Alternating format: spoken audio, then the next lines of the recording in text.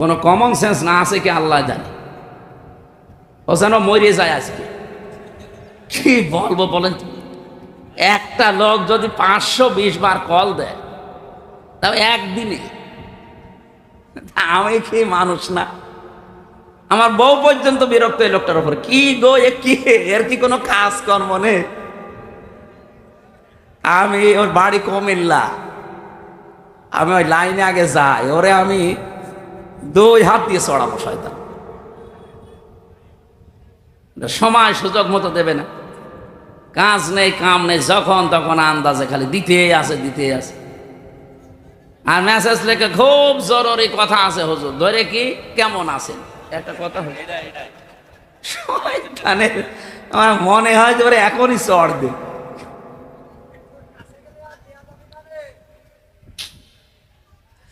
আমার ভাইরা,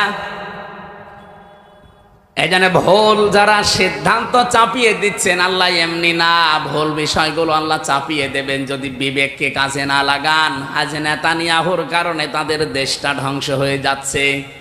আমার মনে হয় এভাবে যদি আর মাত্র 8-10 দিন চলতে থাকে দাবানলটা আর এই ভূমিকম্প, দেখবেন বিশ্বের মানচিত্র থেকে অভিশপ্ত রাষ্ট্র এই ইহুদিরা, এই ইসরায়েল আর থাকবে না। ঠিক ওর বন্ধু যেহেতু এটা ও যা আরম্ভ করেছে তার বিবেক কাজ করছে না। আজ আমি কালকে কয়েকটা ইন্টারন্যাশনাল রিপোর্ট পেয়েছি, আন্তর্জাতিক, আপনার মাথা খারাপ হয়ে যাবে। এই যে আজ 9 মাস চলছে হাসিনা পালিয়ে যাওয়ার, এই 9টা মাসইও বারবার চেষ্টা চালিয়েছে এই দেশে যেন অন্তত বিডিআর হত্যা আর শাপলা চত্বরে হেফাজত হত্যার বিচার কেউ যেন না তোলে।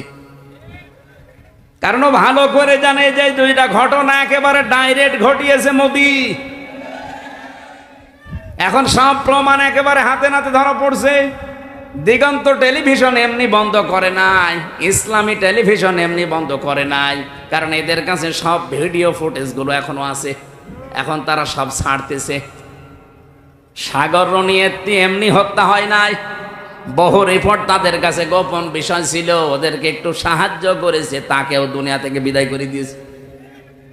এখন রিপোর্টগুলো যেহেতু হাওয়ায় ভেসে বেড়াচ্ছে, আর বিশ্বের আন্তর্জাতিক মহল যারা, তারা আমাদের চাইতে আপনাদের চাইতে অনেক চালাক। আমি রিমান্ডে গিয়ে এটা টের পেয়েছিলাম, ওই 10 দিনে বহু কিছু দেখেছি। ইসরায়েল থেকে যে উন্নত প্রযুক্তির মেশিন তারা নিয়ে এসেছে, আপনি পায়খানার ভেতরে কি করেন ওইটা ওরা দেখতে পায়। এই যে আগস্টের 5 তারিখের পরে বিভিন্ন জায়গায় চাঁদাবাজি আরম্ভ হয়েছিল, এলাকায় হয়েছে কি আমি জানি না। ওই যে নারায়ণগঞ্জে বন্দরে রাত 2টার সময় গেছে চাঁদা চাইতে, পরে ধরা পড়ে গেছে। ও বলছে আমি রাত 2টার সময় আসলাম, তারপরও ধরে ফেললো। আরে ভাই, রাত 2টা, আপনি বাড়ির ভেতরে বসে বসে কি চিন্তা ভাবনা করছেন, কোন দিকে তাকিয়ে আছেন? ওরা ওই বসে বসে ডিবি অফিসে দেখতে পায়, এমন মেশিন নিয়ে এসেছিল। আমারে ধরা পড়ার পরের দিন 20 সালের শেষের দিকে, 21 সালে তো আমারে ধরেছে, যেই দিন ধরেছে ওই দিনই আমার নাম্বার, যেখানে যার আত্মীয় স্বজন সবগুলো ট্যাগ করা, কে কোথায় কি আমার পক্ষে বিপক্ষে বলছে সব ওরা আমাকে শোনাচ্ছে। কিন্তু আশ্চর্য কি গো, আমরা যে বাটন মোবাইলে কথা বলি, এই বাটন মোবাইলে কথা বলার ওদের সামনে কথা বলা একই। আপনারা যারা বলেন সতর্ক থাকবেন, এমন কোনো কথা বলবেন না শেষে ওই যে টাকলা মোরাদের মতো যদি 6 মিনিট একটু ফাঁস হয়ে যায় না, আপনার বাবা শাহজালাল সব হালাল হয়ে যাবে। এজন্য কথা বলার সময় এই যে যারা পরকীয়া প্রেম করেন, তুমি আমি, আমি তুমি, আমি তুমি, তুমি আমি, হ্যাঁ মনে করছে কেউ জানে না, কেউ জানে না, মানে ওরা সব দেখতে পাচ্ছে যে আপনি কার বর্ষাতে লাইনে আছেন। এই জন্য মিথ্যা কথা বলবেন না। এখানে কারা লাইনে আছেন হাত তোলেন তো, ওই যে একজন।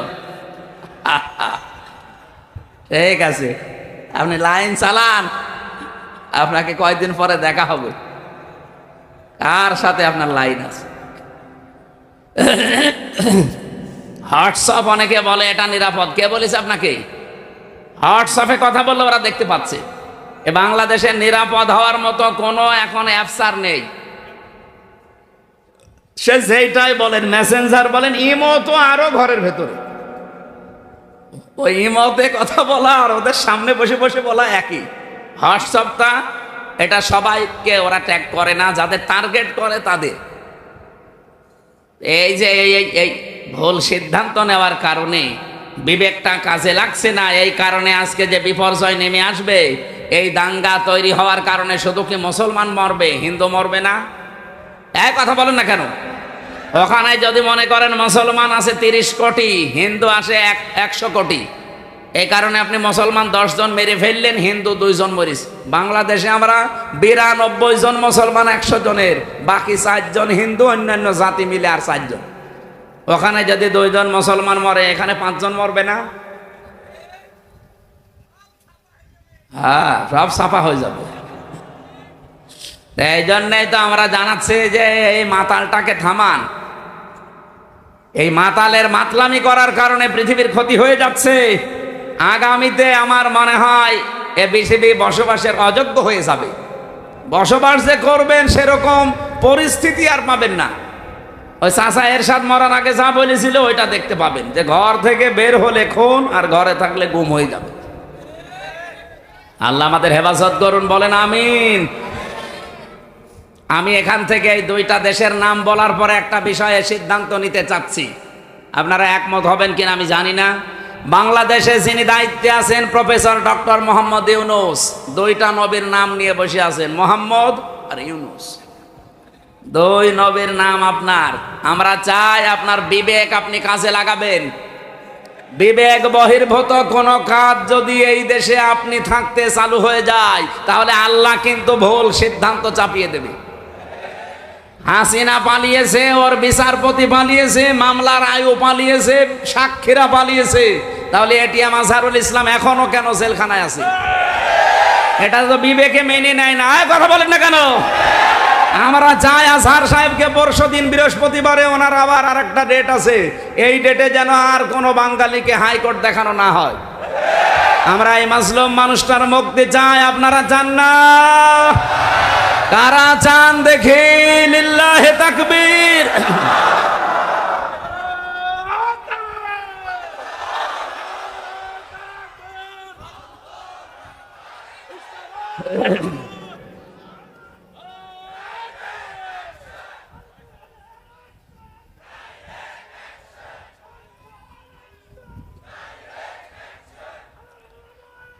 আলহামদুলিল্লাহ ভাই।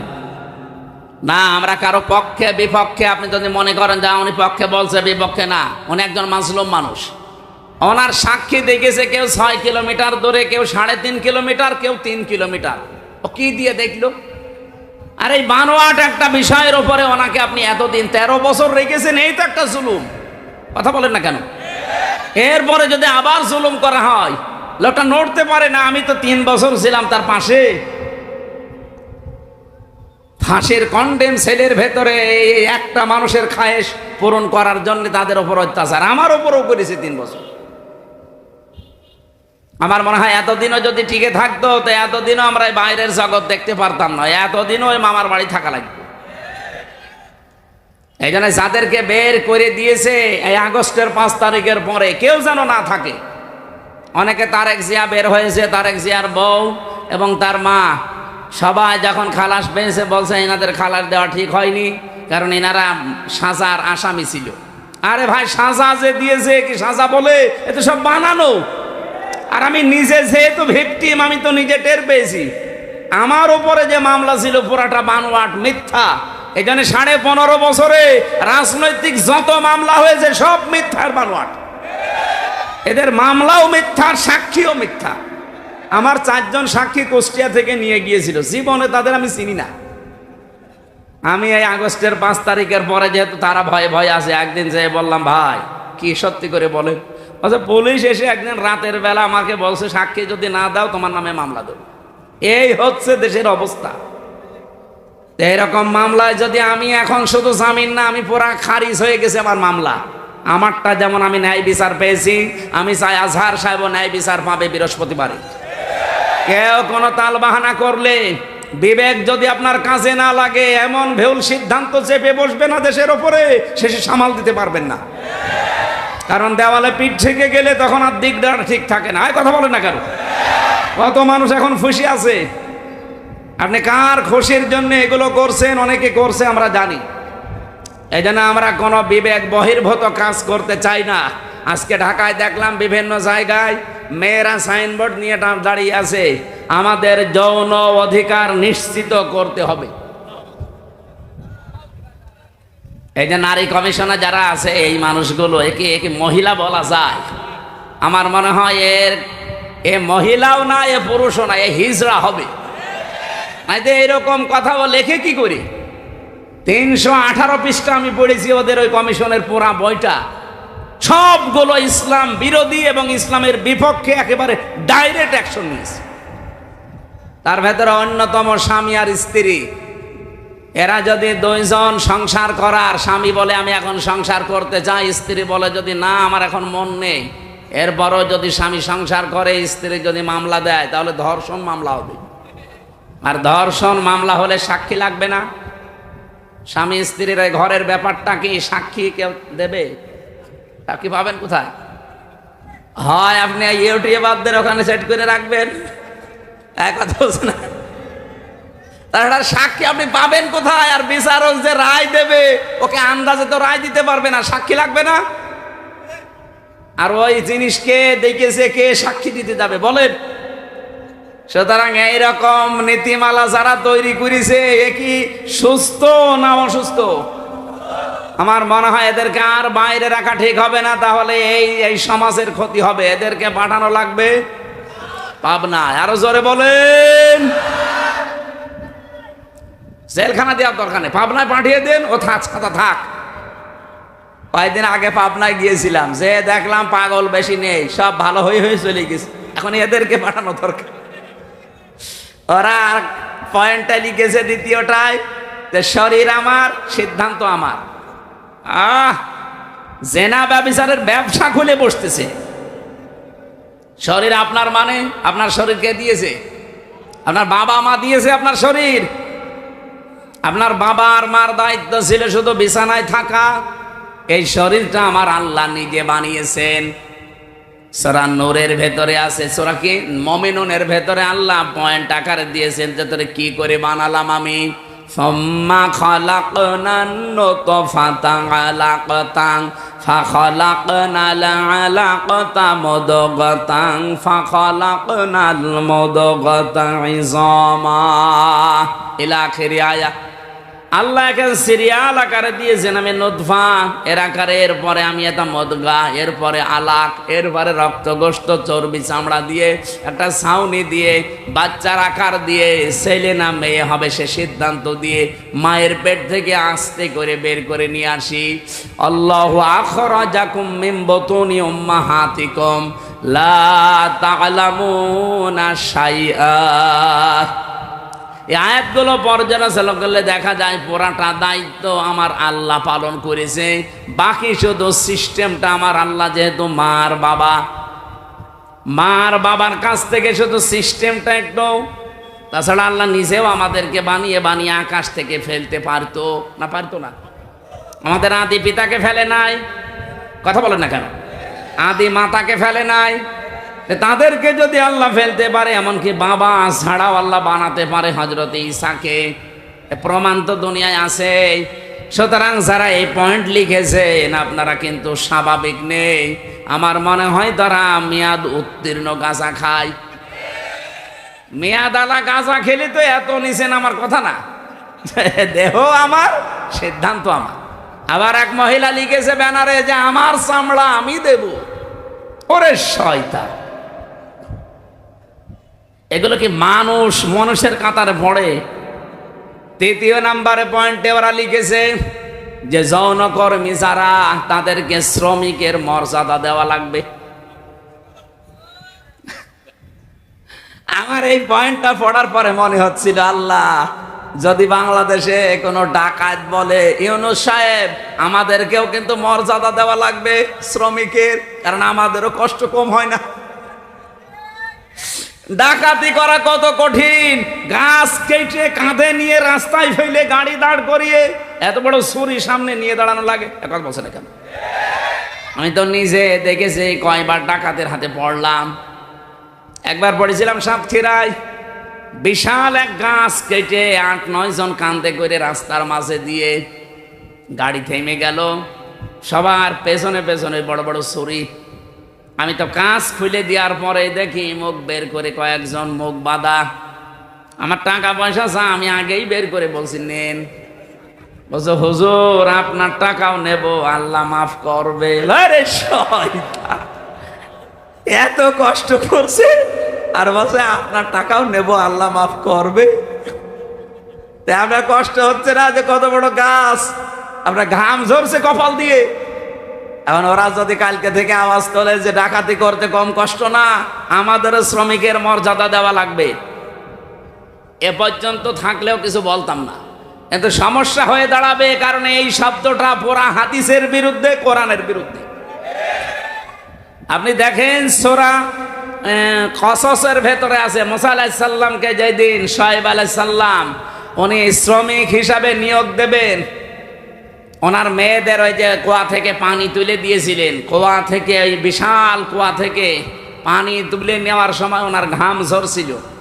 মেয়ে দুইটা গিয়ে বলেছে, বাবা এরকম একটা শক্তিশালী এবং বিশ্বস্ত, আমিন বলা হয় কোরআনে আছে আমিন, এরকম একটা বিশ্বস্ত শ্রমিক পেয়েছি, আপনি যদি নিতে চান তো উপকার হবে, তার শরীরে শক্তি আছে, আমরা দেখেছি 4-5 জন রাখাল মিলে যে ঢাকনা সরাতে পারে না কুয়ার, অথচ ওই লোকটা দেখলাম 1 হাত দিয়ে কুয়ার ঢাকনা সরিয়েছে। শ্রম দিলে মানুষের শরীর থেকে ঘাম ঝরে, এই ঘামের মর্যাদা এত বেশি। আল্লাহর নবী জানিয়েছেন, আল কাসিবু হাবিবুল্লাহ, যারা কাজ করে খায় নিজের হাতে, ঘাম ঝরায় শরীর থেকে, এরা আর সাধারণ মানুষ থাকে না, এরা আল্লাহর বন্ধু। আর সেইটাকে আপনি কোথায় মিলাচ্ছেন বলেন? যে আপনি সেটাকে আজকে যারা দেহ ব্যবসা করে খায়, যারা পতিতা, যারা জেনা ব্যভিচারের একেবারে বাজার খুলে বসেছে, বাংলাদেশে এখন 1 লাখ মাত্র পতিতা আছে সারা বাংলাদেশ মিলে, সরকারি জরিপ। এই মানুষগুলোকে আমরা চাই, তাদের যদি সত্যি মর্যাদা দিতে চান, ডক্টর মোহাম্মদ ইউনূস একটা আলাদা বিভাগ খোলেন, খুলে তাদেরকে পুনর্বাসনের ব্যবস্থা করেন। এক কথা বলছেন না কেন? কত ধনী মানুষের টাকা ব্যাংকে পড়ে আছে, ছাতা পড়ে যাচ্ছে, ও জানেই না কত টাকা আছে। ওই টাকাগুলোর কাছ থেকে নেন, মাত্র 1 লাখ যৌনকর্মী, এদের কর্মসংস্থান তৈরি করেন, দরকার হয় ওদের আলাদা আলাদা বিয়ের ব্যবস্থা করেন। এরপরে এই মানুষগুলোকে সেলাই মেশিন কিনে দেন, 2টা গরু কিনে দেন, 5টা ছাগল কিনে দেন। এই সমস্ত কাজ কারবারে নেই, ওনারা শ্রমিকের মর্যাদা দিতে চায়। যেই কয়জন কমিশনে আছে সবগুলো তিলক পরা আর টিপ পরা, এগুলো সব ওই স্বৈরাচারের দোসর, ওই খনি হাসিনার দোসর। এই 15.5 বছরে সব ওদের পক্ষে কথা বলতো, এখন হঠাৎ করে সুর পাল্টিয়েছে। আপনি সুর পাল্টান আর রং পাল্টান, কোরআনের বিরুদ্ধে আপনি অবস্থান নিয়েছেন। এই জন্য আমরা বারবার বলছি, কমিশনের রিপোর্ট তো দূরের কথা, ও কমিশনই দেশের মানুষ মানে না। এরপরও যদি বাধ্য করেন, আগস্টের 5 তারিখ কিন্তু শেষ হয়ে যায়নি, আবার আসতেছে। এই কথা বলেন না কেন? হাজারো আল্লাহর কোরআনের 13টা আয়াত ওরা ভুল ধরেছে। ভারতে আল্লাহর কোরআনের 26টা আয়াতের বিরুদ্ধে কেস দিয়েছে, আর এখানে অলরেডি 13টা আয়াতের বিরুদ্ধে ওরা মামলা দিয়েছে। মামলায় তো এটা, কারণ এর বিরুদ্ধে অবস্থান নেওয়া, কয়দিন পরে দেখবেন বলবে এটা বাতিল করেন, এটা আর মানি না। আল্লাহর কোরআনে আছে, ইউসিকুমুল্লাহু ফি আওলাদিকুম লিযযাকারি মিসলু হাজ্জিল উনসায়াইন, এই পৃথিবীতে 1 পুরুষ যা পাবে 2 নারী তাই পাবে। এটা নদী মেয়েদের প্রতি অবিচার, বৈষম্য, এজন্য আয়াত পাল্টাতে হবে। আমাদের আদি পিতা হযরত আদম আলাইহিস সালাম, আপনারা জানেন, এই পৃথিবীতে 350 বছর পর্যন্ত তিনি কেঁদেছিলেন, তো মাপ পাননি। তিনি যখন 350 বছর পরে বললেন, আল্লাহ মুহাম্মাদুর রাসূলুল্লাহর ওসিলায় আমাকে মাফ করে দাও, আল্লাহ মাফ করে দিয়েছিলেন। কিন্তু প্রশ্ন করেছিলেন যে এই নাম তুমি জানলে কি করে, কোথায় পেয়েছো এই নাম? হযরত আদম বলেছিলেন, আল্লাহ যেদিন জান্নাত থেকে তুমি আমাকে বের করে দাও, আমি জান্নাত থেকে বিদায় নেওয়ার সময় জান্নাতের মেন গেটের ওপরে তোমার নামের পরে এই নামটা লেখা ছিল, আমি দেখেছিলাম, লা ইলাহা ইল্লাল্লাহু মুহাম্মাদুর রাসূলুল্লাহ। আমি মনে করলাম যে এই নামটা দামি নাম হবে, অবশ্যই তোমার নিকটবর্তী কেউ হবে, নয়তো তোমার নামের পাশে এই নামটা থাকতো না। আল্লাহ ওই দিন তার মর্যাদা জানিয়েছিলেন যে এটা তোমারই সন্তান হবে। এটা পৃথিবীর শ্রেষ্ঠ মানুষদের একজন। বাদ জাকুম মিনাল্লাহি নূরু ওয়া কিতাবুম মুবিন, এই আয়াত দিয়ে অনেক মানুষ দলিল দিতে যায় নবীজি নূরের তৈরি ছিল এই দিকে। এখান থেকে কয়েকটা শিক্ষা আমরা বের করতে পারি। বলেন তো, আল্লাহ জিজ্ঞাসা করার জবাব দিলেন কি, যে এই লোকটার ওসিলা দিয়ে যে তুমি মাপ চাইলে, এই লোকটাকে তুমি এখনো জানো না, লোকটা তোমার সন্তান, এ দুনিয়াতে তোমার পরে যাবে। কি বুঝলেন এখান থেকে? আদম আলাইহিস সালাম উনি কি জিন ছিলেন না ফেরেশতা ছিলেন? মানুষ। বলেন না কেন, আরো জোরে বলেন। আর মানুষ আল্লাহকে দিয়ে বানিয়েছে এটা আমরা সবাই জানি।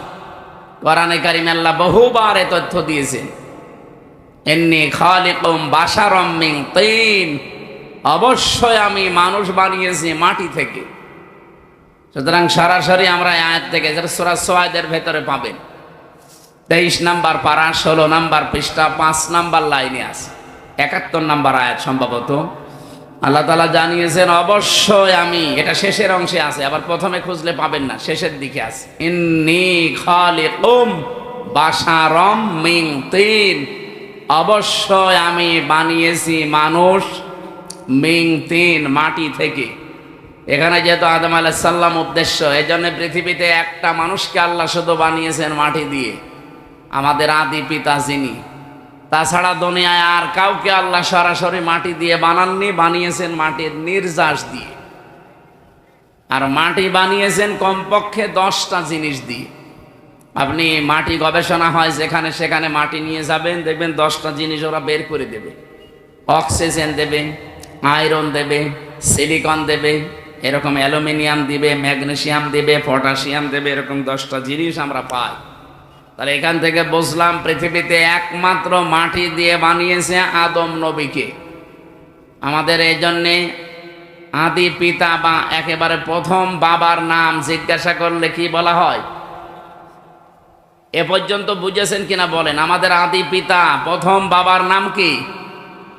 বলেন বলেন।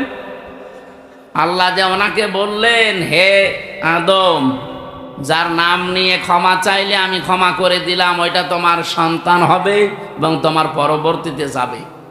আমার প্রশ্ন হচ্ছে, বাবা যদি মাটির তৈরি হয়, ছেলে হবে আগুনের। কমন সেন্স কি বলে আপনার?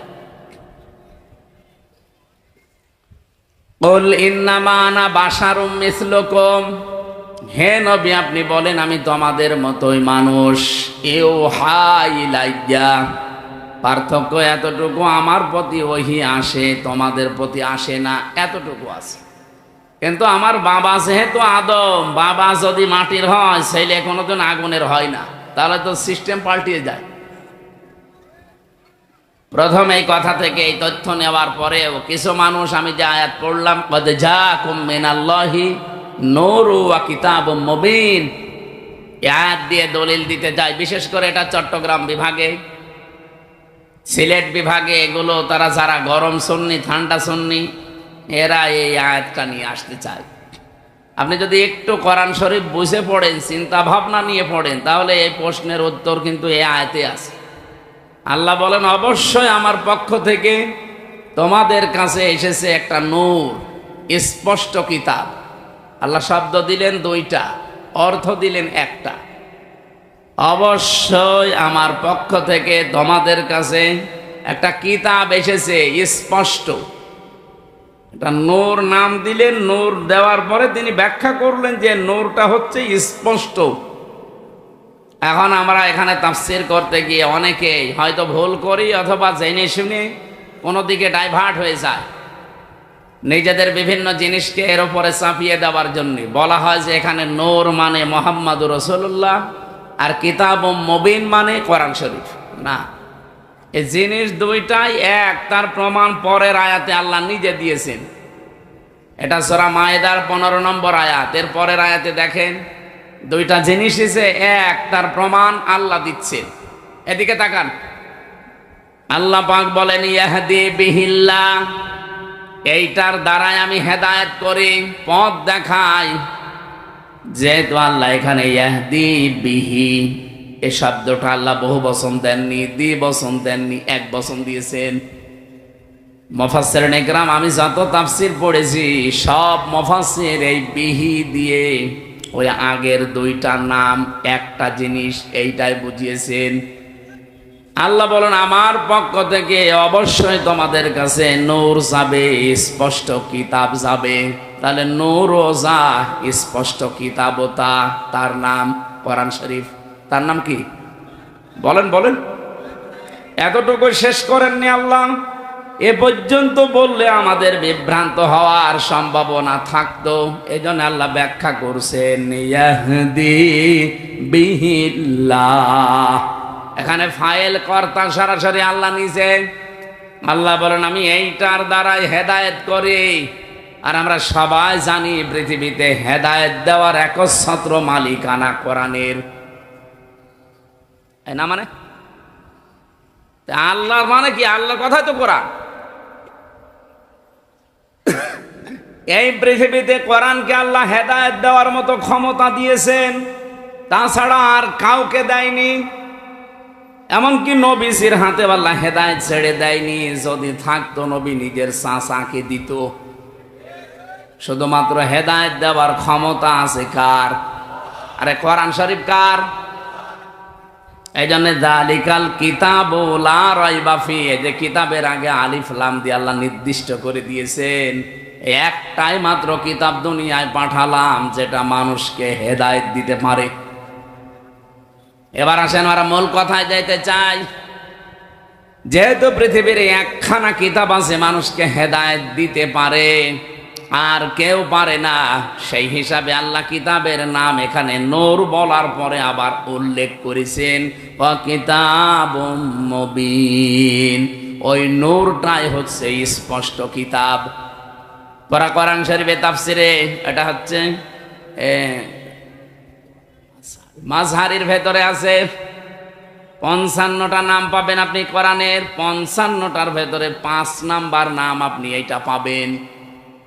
আমি 55টায় নাম পড়ে দেখেছিলাম। কোরআনের নাম হচ্ছে আল কোরআন, আল ফুরকান, আল কিতাব, আন নূর, আত তানজিল। এভাবে একটা একটা করে আপনি নাম পাবেন 55টা।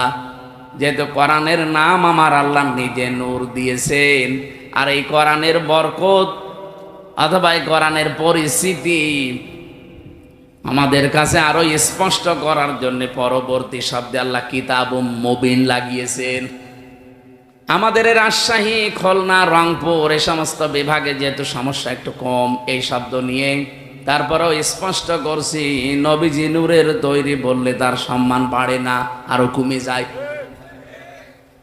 বাবা সেইটার আপনি সন্তানকে ওইটা বলে চালাবেন। বিশ্বনবী মুহাম্মদ রাসূলুল্লাহ, এখান থেকে আপনি প্রমাণ আজকে পেলেন ইয়াহদি বিহিল্লাহ। এই বিহি এক বচন, এজন্য পৃথিবীতে কোরআন শরীফ হচ্ছে নূর, আর মুহাম্মদ রাসূলুল্লাহকে আল্লাহ নূর দিয়ে বানিয়েছেন। এই আয়াত দিয়ে দলিল দিয়ে আপনি একটা পাগল। তাহলে বিহি আল্লাহ দিত না, বিহি মা দিত, যে নবীজি এবং কোরআন শরীফ এই দুইটা দিয়ে আমি হেদায়েত দান করি। বিহি মা দিল না কেন? আমি আলেমদেরকে বলছি যারা একটু লেখাপড়া করেন এই আয়াতটা নিয়ে বাড়ি যারা চিন্তা ভাবনা করবেন। আমার তো মাথা ছোট, ভুল হতে পারে। যাদের মাথা বড় বড় আছে, এই বড় মাথায় আরো এই যে এক হুজুর বসে আছে না, কি যেন গোলাম রব্বানি, কি মাথা দেখেছি? আমার মনে হয় 2 মাথা মিলে ওনার মতো হবে। ওনার মতো বড় বড় মাথা যাদের, তারা যেন আরো একটু চিন্তা ভাবনা করে। বিহি আর বিহিমা, ইহদি বিহিল্লাহ মানিত্তাবা রিদওয়ানাহু সুবুলাস সালামি ওয়া ইখরিজুহুম মিনাজ যুলুমাতি ইলান নূর। আল্লাহ পাক বলেন এইটার দ্বারা আমি হেদায়েত করি। এইটা মানে এখানে এক বচন কোরআন। মানিত্তাবা, যে ব্যক্তি অনুসরণ করবে কোরআনকে, রিদওয়ানাহু, এবং তার সন্তুষ্টি চাইবে, তার মানে আল্লাহর। সবুলাস সালাম, সবুল বহু বচন, সালাম আল্লাহ পাক তার নিজের নামটা এখানে দিলেন। পৃথিবীতে যত শান্তির পথ আছে সব আমার আল্লাহ এ কোরআনে দিয়েছেন। এই শান্তির পথ আমার আল্লাহ তাকে নসিব করবেন যদি এটার অনুসরণ করা হয়। ইয়খরিজুহুম, তিনি বের করবেন তোমাদেরকে। ইয়খরিজুহুম দিয়েছেন, তিনি বের করবেন তোমাদেরকে মিনাজ যুলুমাতি ইলান নূর, অন্ধকার থেকে আলোর দিকে। আর যেটা দিয়ে তিনি বের করবেন তার নাম যেহেতু নূর, আমরা বলি কোরআন।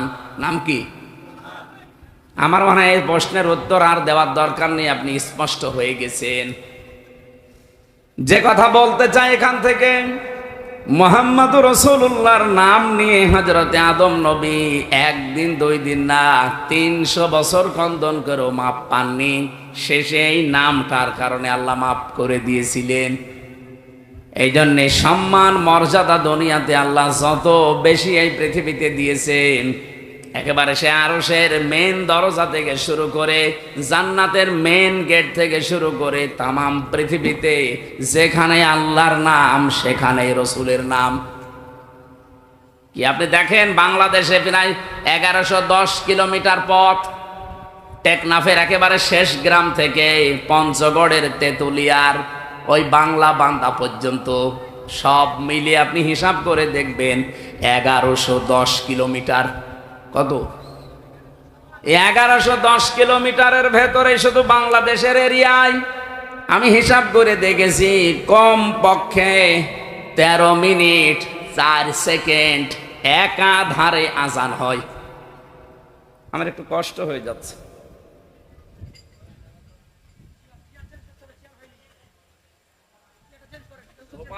তোমার নাকে আমার পকাল থেকে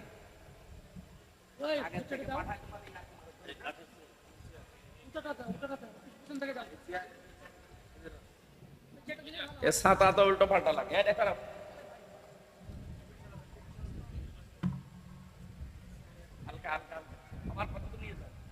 লাগবে না এখানে,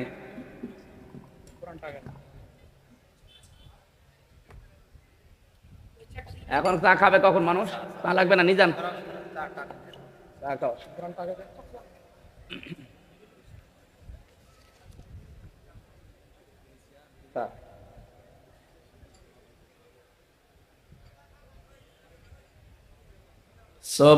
সুবহানাল্লাহ।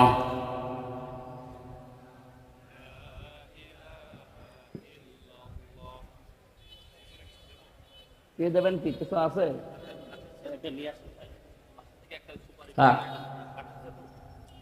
সুবহানাল্লাহ।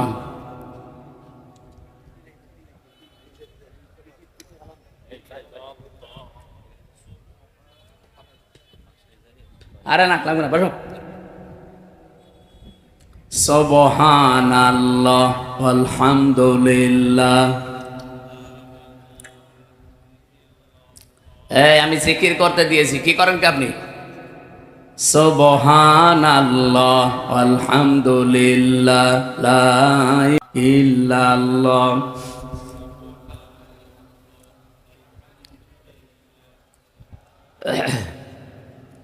লা ইলাহা ইল্লাল্লাহ মুহাম্মাদুর রাসূলুল্লাহ।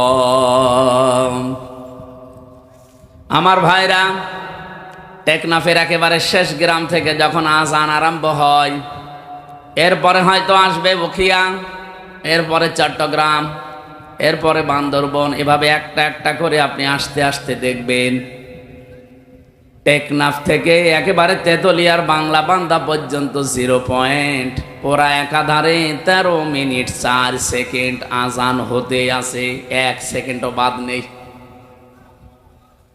যেখানে আল্লাহর নাম উচ্চারণ হবে আশহাদু আল্লা ইলাহা ইল্লাল্লাহ, মুয়াজ্জিন সঙ্গে সঙ্গে বলবে আশহাদু আন্না মুহাম্মাদুর রাসূলুল্লাহ।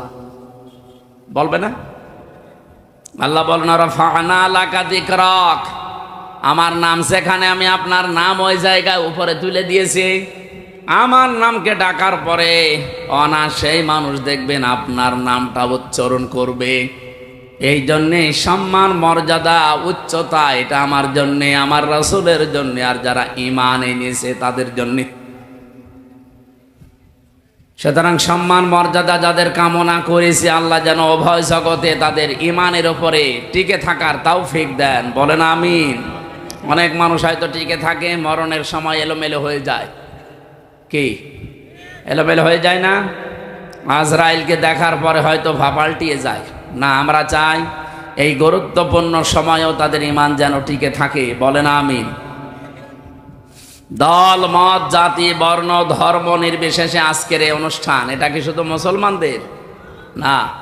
হাদা বায়ানুল লিন্নাস হুদাল লিন্নাস, মানুষ পদবাচ্চে আমরা যারা বিবেচিত সবার জন্য আল্লাহ আজকের এই অনুষ্ঠানটা কবুল করেছেন। কারণ আমরা মানুষ, কোরআন শরীফ যেহেতু সবার জন্য, যারা মানুষ তাদের জন্য।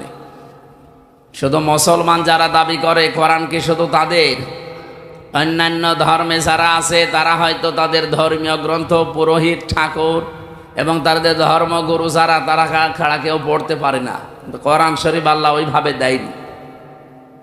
এই জন্যে বাংলাদেশে আজ 54 বছর এখনো পর্যন্ত কোনো দাঙ্গা হয়নি। কারণ কোরআন আমরা মনে করি এটা মুসলমানদের জন্য না, এটা সবার জন্য। আর বিশ্বের অন্যান্য দেশে, বিভিন্ন দেশে আমরা দেখি এখনো দাঙ্গা চলছে। অলরেডি ভারতে দাঙ্গা আরম্ভ হয়ে গেছে। কারণ ওদের যে ধর্মীয় গ্রন্থ, ওদের গুরু ঠাকুর পুরোহিত ছাড়া কেউ পড়তে পারে না। ওরা আমাদেরকে সবক দেয়, সারা বিশ্বের মোড়লদেরকে শোনায় যে আমাদের দেশে নাকি সাম্প্রদায়িক সম্প্রীতি নেই। এই পৃথিবীতে একটাই দেশ যেখানে রোজা আর পূজা পাশাপাশি হয়। এক কথা বলে না কেন? আপনি ভারতে হতে পারে না, হতে পারা কি গরু জবাই করলে তাকে জবাই করে ফেলছে। এই পৃথিবীর 4-6 জন মানুষের নাম আছে নিকৃষ্ট মানুষের তালিকায়, তার ভেতরে মোদির নাম আছে। কারণ এই লোকটা পৃথিবীতে নিকৃষ্ট হওয়ার পেছনে কিছু কারণ আছে। কয়েকদিন আগে আপনারা দেখেছেন গোবিন্দ পরামানিক, বাংলাদেশের একজন হিন্দু মহাজোটের মহাসচিব গোবিন্দ চন্দ্র পরামানিক, এই লোকটা জানিয়েছে যে তামাম দুনিয়ার হিন্দুদেরকে আমি আহ্বান জানাচ্ছি যে এই মাতাল মোদিকে থামান। কারণ একটা মাতাল, এই মাতালি করে যা আরম্ভ করেছে, কিছুদিন পরে পৃথিবীতে বসবাসের অযোগ্য হয়ে পড়বে। আপনি কি মনে করছেন দাঙ্গা শুধু ভারতে থাকবে? এই বাতাস বাংলাদেশে ঢুকলো বলি। কারণ বাতাস ঢুকতে তো আর কোনো কিছু বাধা প্রাপ্ত হয় না, ও কাটা তার পার হয়ে চলে আসবে। এই জন্য আমরা চাচ্ছি এই মাতাল লোকটা যেন থেমে যায়। যদি থামতে না চায়, ওকে থামানোর ব্যবস্থা করা দরকার। বিশ্বের 257টা দেশ সবাইকে আহ্বান জানায়, কে কোন ধর্ম মানেন ওটা আপনার ব্যাপার, কিন্তু আমরা চাই এই লোকটাকে, এবং ইসরায়েলের এই আর এক কোলাঙ্গার আছে ওর দোস্ত, এই লোকটাকেও যেন থামানো হয়। এদের এই ভুল সিদ্ধান্তগুলোর কারণে আগামীর পৃথিবী বসবাসের অযোগ্য হয়ে পড়ছে। আজকে ইসরায়েলে যে ভূমিকম্প হয়েছে আপনি দেখেছেন, এই লোকটার, এই নেতানিয়াহুর নামে এই লোকটার শুধু একটা অবৈধ চিন্তা ভাবনার কারণে। 1500 বছর আগে সূরা ইউনূসের 100 নম্বর আয়াতের ভেতরে শেষের দিকে পাবেন এটা। আল্লাহ আমার এইটাই জানিয়েছেন, ওয়ায়াজআলুর রিজসা আলাল্লাযীনা লা ইয়াকিলুন। এই পৃথিবীতে কেউ যদি ভুল সিদ্ধান্ত নেয়, কেউ যদি তার বিবেকটা কাজে না লাগায়, তাহলে ভুল সিদ্ধান্ত আল্লাহ তার উপরে চাপিয়ে দেয়। নেতানিয়াহু নামে এই লোকটা, পৃথিবীর এই নিকৃষ্ট মানুষটা, নরেন্দ্র মোদী নামে এই পৃথিবীর নিকৃষ্ট মানুষটা, এবং আমার দেশে যিনি পালিয়েছেন ওইটাও, এগুলোর ভুল সিদ্ধান্ত নেওয়ার কারণে এদের বিবেকটা কাজে লাগে নাই। এই জন্য আল্লাহ তাদের উপরে ভুল বিষয়গুলো চাপিয়ে দিয়েছিলেন। ওয়ায়াজআলুর রিজসা আলাল্লাযীনা লা ইয়াকিলুন। যারা তাদের বিবেক বুদ্ধি কমন সেন্স কাজে লাগায় না, তখন আল্লাহ তার উপরে ভুল বিষয়গুলো চাপিয়ে দেয়। এটা চাপিয়ে আপনি আজকে কি করলেন? ইসরায়েলের যে দাবানল জ্বলছে, 108টা থেকে 112টার নাম শুনলাম আমরা। এত বড় বড় উন্নত মেশিন তারা সেট করেছে। পানি দিচ্ছে, স্প্রে দিচ্ছে, ঔষধ দিচ্ছে, কিন্তু যত দেয় আগুন তত জ্বলে। কারণ এই আগুন তো আর হামসা লাগায়নি, আগুন লাগিয়েছে কে? আরো জোরে বলেন কে? আপনি কি করবেন এখন? দাবানল, এরপরে আবার ভূমিকম্প। এ ভুল সিদ্ধান্ত যদি আপনি না নিতেন, আপনি বলা তো ঠিক না, ওরে শয়তান বলা দরকার। এই জন্য ভুল বিবেক বহির্ভূত কোন কাজ যদি কেউ করে ফেলেন, আল্লাহর কসম আল্লাহ কিন্তু ভুল বিষয় চাপিয়ে দেবে। তখন এই যে দাবানল জ্বলবে, তখন ভূমিকম্প আসবে। আমি আর বাকিটা বললাম না। এই জন্য যারা দায়িত্বে আছেন, আহ্বান করি আপনারা এখনো আপনার বিবেকটা কাজে লাগান, নয়তো ভুল বিষয় চেপে বসলে তখন সামাল দেওয়া কঠিন হয়ে যাবে। আল্লাহ আমাদেরকে বোঝার তৌফিক দিন, বলেন আমিন। সূরা তাওবার 100 নম্বর আয়াত আমরা পড়েছি। আমার আলোচনার বিষয় হচ্ছে সাহাবীদের অনুসরণ। এটাতে কত বড় গুরুত্বপূর্ণ জিনিস আমাদের জন্য। আল্লাহর নবী জানিয়েছেন, আল্লাহ আল্লাহ ফি আসহাবি লা তাত্তাখিদুহুম গরাদাম মিন বাদি ফামান আহাব্বাহুম ফাবিহুব্বি আহাব্বাহুম আমান আবগাদাহুম ফাবিবগদি আবগাদাহুম আখায়রু উম্মতি করনি সুম্মাল্লাযীনা ইয়ালুনাহুম সুম্মাল্লাযীনা ইয়ালুনাহুম ইলা আখিরি আয়াত, ইলা আখিরিল হাদিস। এটা হাদিসের ভাষা। নবীজি বলেন, পৃথিবীর মানুষেরা আমার সাহাবীদের সম্পর্কে সাবধান। আমার সাহাবীদের সম্পর্কে, আমার সাহাবীদের সম্পর্কে সাবধান। আমার সাহাবীদের সাথে কেউ যদি শত্রুতা করে, সেজন্য আমি নবীর সাথে শত্রুতা করে। একজন আজানের জবাব দিয়ে দেন, দিলে আদায় হয়ে যাবে, দিয়ে দেন, একজন দিয়ে দেন। এই পৃথিবীর কোন মানুষ যদি আমি নবীর সাথে দুশ্মনী করে, সেজন্য দুশ্মনী করে কার সাথে? বলেন বলেন, আল্লাহর সাথে। এজন্য আমাদের এই জায়গাটা খুব সেনসিটিভ জায়গা। আল্লাহ এত বেশি প্রশংসা দিয়েছেন সাহাবায়ে কেরামের, যেহেতু আল্লাহ তাদের উপরে বলে দিয়েছেন রাদিয়াল্লাহু আনহুম ওয়া রাদু আনহু, আমি নিজে তাদের উপরে খুশি হয়ে গেছি যেমন তারা আমাদের উপরে খুশি আছে। সুতরাং তাদের পথ অনুসরণ অনুকরণ করলেই আল্লাহকে সন্তুষ্ট এবং রাজি খুশি করা যাবে বলে আমরা কোরআন থেকে তথ্য পেয়েছি। ঠিক আছে, দেখছি এগুলো ওই সময় হয়নি। আপনাদের মনে হয় টাকা পয়সা ঈদগার কাজে লাগাবে, এখনো টাকা ওঠে নাই। আমার 2-3 মিনিট সময় চাচ্ছে, দেব। আজানের সময়টা আপনারা যদি যা এনেছেন দেওয়ার জন্য দিতে পারেননি, একটু একটু দিয়ে দেন। কই ভেতরের লোকজন কই? একটু তাড়াতাড়ি করেন ভাই, যারা দাও যে ভেতরে যাচ্ছে যান, খালি বের করে রাখেন, আজান হতে হতে ওরা বের হয়ে চলে যাবে। ওঠে কে বসেন।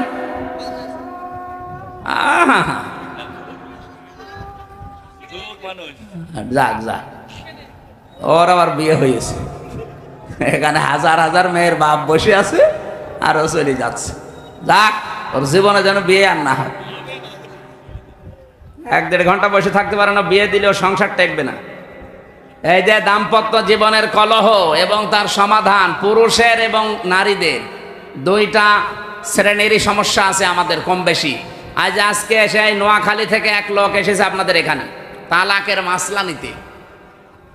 তালাকের মাসলা 2টা আছে, তো ইমামদের মতামত আমি 2টাই বলেছি, আপনি যেটা মানবেন মানেন। এই জন্য তালাক কেন হয়, স্ত্রীদের কারণে মানুষ কেন জেলখানায় থাকছে এখন এই যে 3 বছর, আমার মনে হয় 100 জনের 60-70 জন শুধু বোর কারণে জেল খাটতেছি। এই জন্য মেয়ে লোক থেকে খুব সাবধানে থাকবেন। পারতপক্ষে কোনো মেয়ে লোকের সাথে মোবাইলে কথা বলতে যাবেন না। কোন পানি কোন দিকে গড়িয়ে না আপনি মুসিবতে পড়বেন। এই বইটা এই গাড়িতে আছে, যাওয়ার সময় নিয়েছেন, কাজে লাগবে। 120 পৃষ্ঠা আছে এর ভেতরে। আর একটা আদর্শ নারী আছে, সৃষ্টির একটা কথা। যেখানে দাঁড়িয়ে আছেন দ্রুত ভিতরে ঢোকেন, 2 মিনিট সময় আজান হলে শেষ হবে ভাইরা। আপনারা 150 স্বেচ্ছাসেবক এখানে আছেন, 150 জনই মাঠে ঢুকে যান। সাদিকুল ইসলাম স্বপন ভাই, সদস্য সচিব, পারিলা ইউনিয়ন স্বেচ্ছাসেবক দল। এটা উজির পুকুর নাকি? 5000 টাকা পাঠিয়েছেন, আল্লাহ যেন কবুল করেন, বলেন আমিন। এই ঈদগাটায় আপনারাই বছরে বছরে 2 বার নামাজ পড়বেন, এটা যেন আপনাদের দায়িত্বে দিয়ে গেলাম। শেষ করবেন কাজগুলো যতটুকু আছে। মান বানা লিল্লাহি মাসজিদান আছে, বানাল্লাহু লাহু বাইতান ফিল জান্নাহ।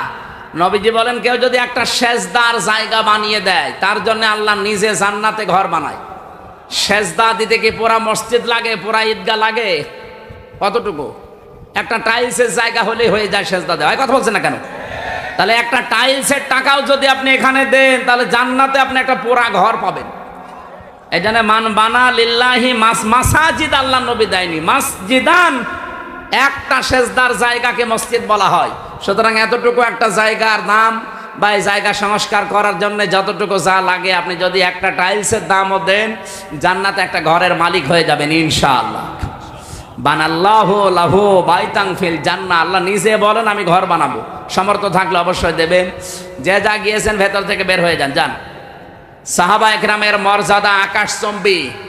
তারকা দেখতে পান, তারকার চাইতে সাহাবা একরামের মর্যাদা আল্লাহর কাছে অনেক বেশি।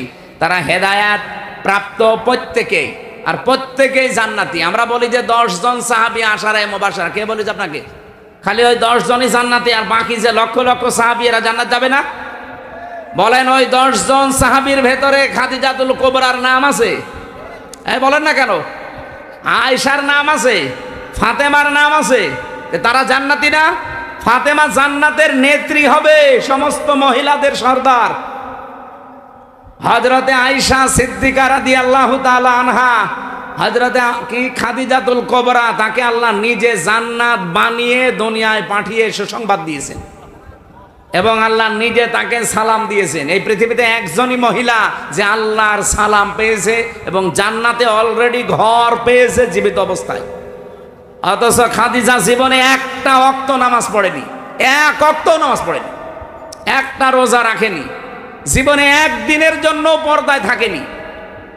বলেন, তার পুরা জীবন আমি পড়ে দেখেছি, জীবনে কোনোদিন তিনি পর্দায় ছিলেন না। নামাজ পড়লেন না, রোজা রাখলেন না, হজ করলেন না, যাকাতও দেননি, পর্দায়ও নেই। অথচ আল্লাহ সালাম দিয়েছে, জান্নাতে ঘর বানিয়ে পাঠিয়েছে। একটাই কারণ উনি ইন্তেকালের পরে এই বিধানগুলো নাজিল হয়, এই জন্য উনি মানতে পারেন না। কিন্তু আল্লাহ তাকে খুশি হয়ে সালাম দিলেন কেন? জান্নাতে ঘর বানিয়ে সুসংবাদ পাঠালেন কেন? তার পুরা জীবন পড়ে দেখবেন, জীবনে 1 সেকেন্ডের জন্যও কোনোদিন স্বামীর মনে উনি দুঃখ দেননি। এরকম মহিলা তো এখন ঘরে ঘরে। এখানে একজন স্বামী হাত তুলতে পারবেন যে জীবনে কোনোদিন আমার বউ 1 সেকেন্ডের জন্য আমাকে দুঃখ দেয়নি, কষ্ট দেয়নি? বলেন তো এরকম একজন? মিথ্যা কথা বললে আপনার খবর আছে ভাই। আপনি দুঃখ পাননি নাকি বউ খুশি করার জন্য মনে করছেন যে না বলে ফেলি, বউ তো নেই? না, আমি হাসির জন্য বলি নাই ভাই, আমি হাদিস বললাম। দেখেন, এই যে হাজার হাজার স্বামী আমরা মা বোনেরা যারা এসেছেন, আমি জানি না আপনারা আছেন কিনা। আপনি চিন্তা করেন, আপনি নামাজ পড়েন, রোজা রাখেন, কালো বোরকা পরেন, নফল রোজাও রাখেন, একটা স্বামী হাত তুলতে পারলো না। আমিও পারিনি। আমি আন্দাজে মিথ্যা কথা বলবো কেন? আমি দুঃখ পেয়েছি, এই জন্য আমি পারিনি। এখানে আমার একটা স্বামীও পেলাম না। মা বোনেরা, জান্নাত যাওয়া কিন্তু কঠিন হয়ে যাবে। আর এখন যদি ওরা বল হুজুর ওয়াজটা একটু উল্টিয়ে করেন তো, যে একটা স্বামী একটু হাত তুলুক তো, জীবনে স্ত্রীর মনে দুঃখ দেয়নি। না বাবা শাহজালাল, এখানে হবে না হালাল। না, আমাদের চরিত্র আমরা কন্ট্রোল করব। স্ত্রীর গায়ে যারা হাত তোলে, এর মতো ইতর মানুষ দুনিয়ায় নেই। হাত না তুলে, হাত তোলা একেবারে হারাম কাজ না, আপনি তুলতে পারবেন। যদি ফরজ নামাজ না পড়ে দরকার হয় হাত তুলবেন, কিন্তু 4 জায়গায় কিন্তু মারা যাবে না। মুখে, বুকে, পিঠে, মুখে, মাথায়, মুখে, বুকে আর পিঠে, এই 4 জায়গায় স্ত্রী লোকের হাত দেওয়া জায়েজ নেই। যদি এই 4 জায়গা বাদ দিয়ে কোনো জায়গায় মারতে চান, আপনি মারবেন। খালি নামাজ না পড়লে, রোজা না রাখলে, ফরজ রোজা, জায়েজ যে পর্দাটা আছে, এই পর্দাটা যদি না করে, আর 4 নম্বরে যদি স্বামীর জায়েজ কথা না শোনে। কথা বোঝা গেছে? মা বোন যারা এসেছেন, আপনার জান্নাত পাওয়া অতি সহজ। স্বামী যখন বাইরে থেকে আসবে কর্মজীবন শেষ করে, দুনিয়ায় যত কাজ আপনার হাতে থাক সব বাদ। এখন তারে সময় দেওয়া, তার কথা মতো চলা, এখন তাকে খুশি করা, পৃথিবীর সবচাইতে বড় ইবাদত। শুধু যদি ফরজ নামাজটা আর ফরজ রোজা নাও, কোন স্বামী যদি পছন্দ করে যে আমার বউ হাতা কাটা ব্লাউজ গায়ে দিলে আমার ভালো লাগে, আপনি তাই দেবেন। এই কথা বলছে না কেন? ওরা গায়ে দেয় কিন্তু স্বামীর জন্য না, ওই মার্কেটে যাওয়ার সময়। যে মহিলা এরকম উল্টাপাল্টা পোশাক পরে রাস্তাঘাটে আসে, কি স্বামীকে খুশি করার জন্য না পাবলিক? আপনি একটা দাজ্জুস, আর দাজ্জুসের জন্য জান্নাত হারাম। নামাজ পড়ে রোজা রেখে আর কালো বোরকা পরে কি করবেন? আমরা খাদিজাতুল কুবরার মতো মহিলা চাই। কথা বলেন না কেন? বলতে ঠিক। তো মুহাম্মদ রাসূলুল্লাহর মতো পুরুষ হওয়া লাগবে না? ও তো যৌতুক নেওয়ার উস্তাদ, আবার খাদিজার মতো বউ চাই। আমাদেরকে হওয়া লাগবে চরিত্রবান মুহাম্মাদুর রাসূলুল্লাহর মতো, খাদিজাতুল কুবরার মতো স্ত্রী আমাদেরকে আল্লাহ মিলিয়ে দেবেন। বলেন আমিন। আমার ভাইরা, সাহাবায়ে কেরামের যেহেতু অনেক অনেক মর্যাদা, আমি সবগুলো না বলতে পারলেও একটু সিস্টেমে বলছি। সাহাবায়ে কেরাম যেহেতু কবুল হয়ে গেছে আল্লাহর দরবারে, ওয়াসাবিকুনাল আউয়ালুনা মিনাল মুহাজিরিনা ওয়াল আনসার। এই পৃথিবীতে যারা উপরে গেছে আগে অগ্রভাগ, এবং তাদেরকে যারা অনুসরণ করেছে মুহাজির এবং আনসারদের ভেতরে, আল্লাহ পাক বলেন এই মানুষগুলো অগ্রগামী। আল্লাযীনা তাবাউহুম বিইহসান, আর এদেরকে যারা অনুসরণ করবে তাদের উপরে আমি আল্লাহর ইহসান, তার মানে আমার বানানো জান্নাত তাদের জন্য। বলেন সুবহানাল্লাহ। সাহাবায়ে কেরামকে আল্লাহর দরবারে কবুল হওয়ার পেছনে আমি এই কয়টা কারণ পুরা কোরআন থেকে হাদিস থেকে পেয়েছি।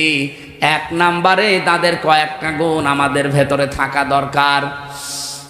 এক নম্বরে পেয়েছি আল্লাহর জন্য তাদের অন্তর নিবেদিত ছিল সব সময়।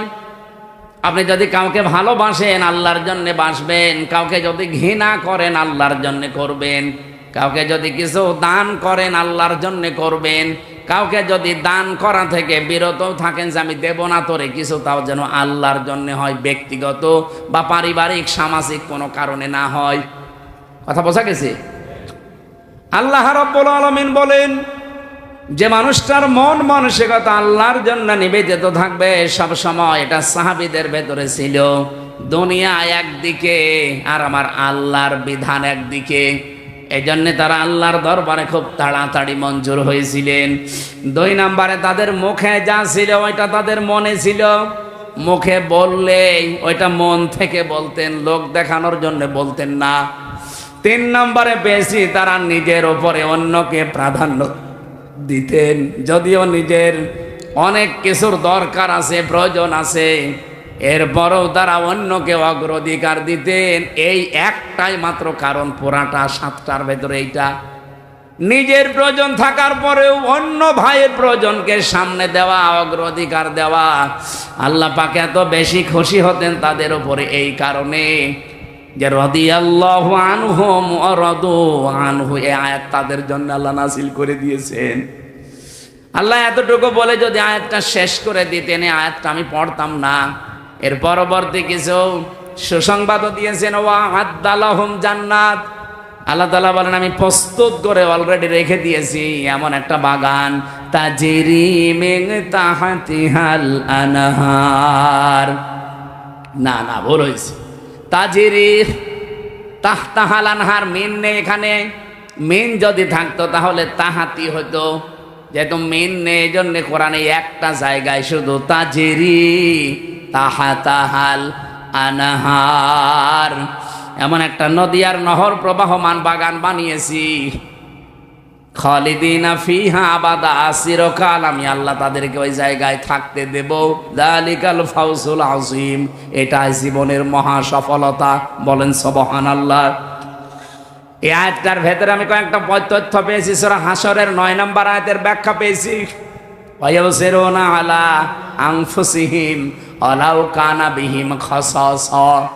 আল্লাহ পাক বলেন ওদের নিজেদের প্রয়োজন আছে, এরপরও তারা অন্যকে অগ্রাধিকার দিয়েছে।